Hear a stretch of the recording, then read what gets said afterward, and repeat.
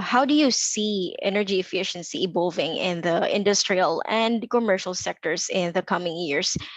And yeah, what trends are you seeing right now? Like, Okay. Firstly, technology continues to evolve and get better. And this is something really interesting about energy efficiency. Technology is always improving. And that means that an opportunity that doesn't exist today may exist tomorrow.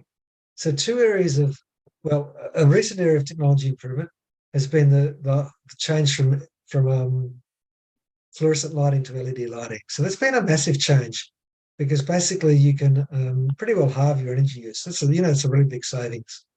Um, so that's that's happened. And LED lightings themselves are going to continue to get more and more efficient, which is good. So that's an example many of you will be able to understand.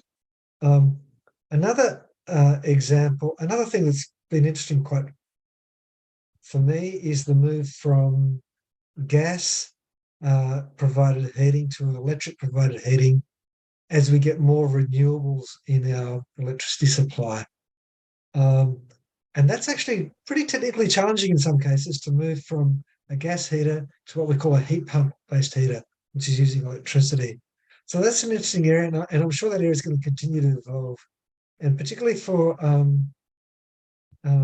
higher temperature heat, it's quite challenging to do, but it's an area of interesting technological innovation that I think will continue to evolve and create more opportunities.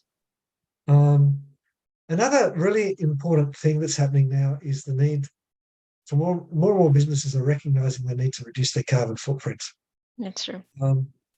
It's been talked about for a long time, but more and more businesses are now actually making commitments to reduce their carbon footprint by a certain amount by a certain year. And many are actually even now making carbon neutral commitments to become net zero with respect to their carbon footprint. So energy efficiency is actually the first thing you should be doing, because the energy that you don't use is the best energy source of all. So I think this is making or driving the market for increased interest in energy efficiency, because the absence of energy use is, to not use energy costs you nothing. Like it's once you've made the capital investment, it's great. So and also we're finding this is a recent trend. I'm not sure how long it's going to continue to do with the war in Ukraine. We've got global price of energy have gone up, and the more that energy costs, the more attractive energy efficiency appears. So that's another driver for energy efficiency. And it's costs do go up and down, but in the long run, costs go up.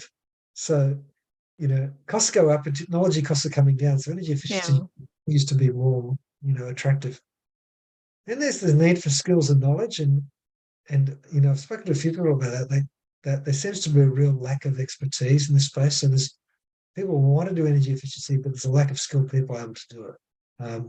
And we're seeing that everywhere. We're seeing it not only in countries where energy cost is high, and you might say energy efficiency is quite advanced. Like in Australia, we have a pretty advanced energy efficiency industry here. There's still, a shortage of skills. Back to other countries where perhaps don't have a well-developed energy efficiency industry, and there's just a lot of wastage where just even some basic skills would be really useful. So skills are really important. Also, I see it emerging as organisations become more sophisticated about energy and energy management, is more use of energy efficiency in purchasing policies. So often the best time to save energy is when you're buying something, but it's not necessarily incorporated into decisions. Mm. So, and sometimes people, they'll buy the cheapest product, not realizing the lifetime cost of that product is actually very high. That's So true.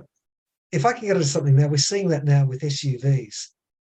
It seems around the world, people love to buy an SUV, which is a big car. It's often much bigger than what they need.